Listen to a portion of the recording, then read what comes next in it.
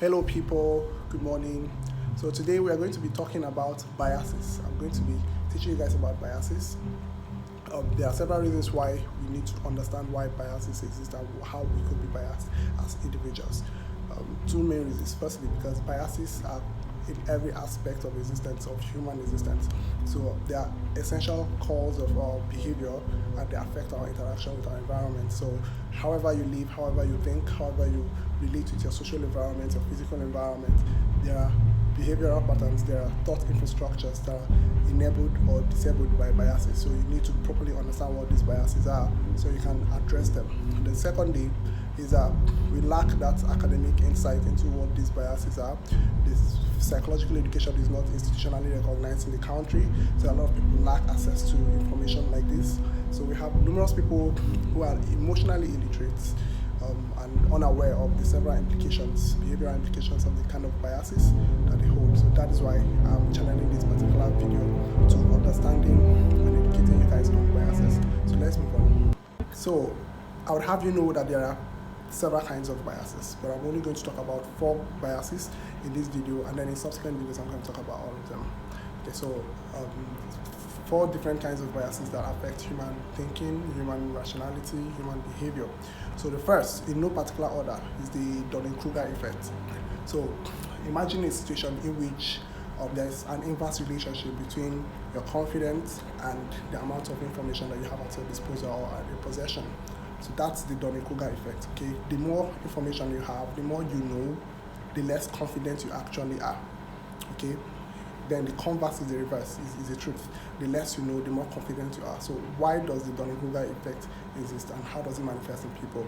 So the first situation in which you know more but you are less confident is not necessarily out of lack of information, but you're actually less confident because you are very cautious.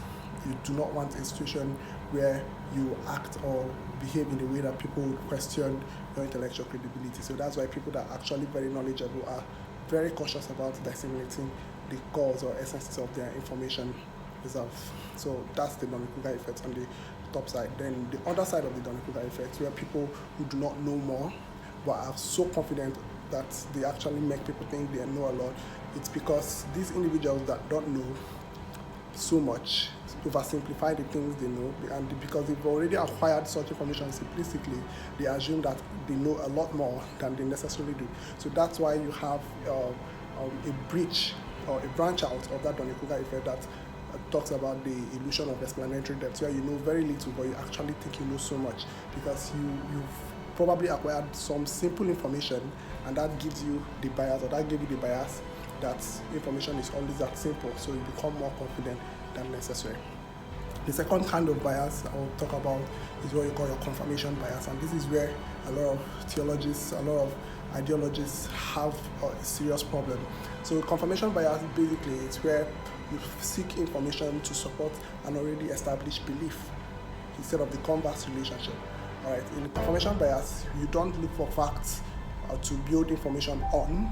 You don't extrapolate inferences from facts and available information. Rather, you look for information to support an established position. So whenever you probably research through or you sift through a body of information, you have these inherencies that prevent you from evaluating those information objectively, because you've already established the position, you've already taken up a stance. So it becomes extremely difficult for you to question your stance, to interrogate your beliefs, and allow information to truly shed a lot of light into what you truly stand. So what confirmation bias does to people is it blinds them to the truth or to the objectivity of their positions. So they try to support their position using several information, and that often makes it difficult for them to learn and improve on their positions. People with confirmation bias are advised to be open-minded and to listen to more people. The third kind of bias I'm going to talk about is the optimism-pessimism bias, and this is a very interesting bias. The reason it's interesting is because this is what a lot of religious individuals build quotations on, build doctrines on. The reality is that how you perceive outcomes is based on how optimistic or pessimistic you are. So the optimism-pessimism bias allows you to understand or makes you think that if you're optimistically thinking, you over exaggerate or you over precipitate the possibilities of an outcome.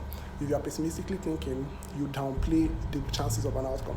So what that bias spectrum actually inculcates in people is the inability to truly see the probability of existence, the possibility of a particular event happening, because they are either too optimistic to see how dangerous it could be, or they are too pessimistic to see that they could actually stand a chance in achieving that thing. And it builds with small experiences and more, exposure to events and outcomes where people are very optimistic and then they fail, or they are very optimistic and then they succeed. So they think, optimism at that particular level where they rationalize an outcome, they trust their instincts because it's happened before. So that's what the bias can do, and it can make you take very dangerous decisions without properly rationalizing them, and it can impair your ability to properly understand the chances of survival. So it makes you more reluctant taking decisions if you're on the pessimistic side of it. Then the final bias I'm going to talk about is the self-serving bias. So the self-serving bias is the kind of bias in which you think that outcomes happened because of your specific action. For example, you failed to write, you failed an examination, or you took part in an examination, but you failed the course because you felt the teacher was very unfair to you.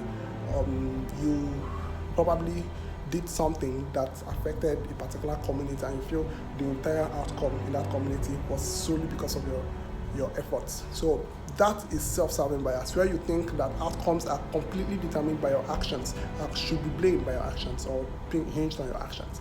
It doesn't help because you don't see how other factors, however arbitrary, actually contributed to those outcomes. You don't see how people or things that should share responsibilities towards a particular outcome don't share those responsibilities, because you've already apportioned all the blame or all the responsibilities or all the glory to yourself. So the self-serving bias makes you narcissistic if the outcome is positive, because you think everybody depended on you, or the outcome depended on you, so you contributed disproportionately to everyone else. Or it makes you feel so inadequate or feel like a failure when you don't see truly that your actions did not contribute to that particular outcome the way you are imagining it.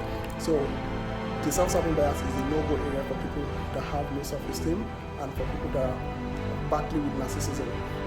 So thank you for listening to my deep talk on biases. We'll continue the talk in subsequent videos. Have fun, stay away from biases, be open-minded, listen to people, read books, but also listen to people that can actually teach you a lot, and be willing to learn a lot of things about your behavior and improve on them. Cheers.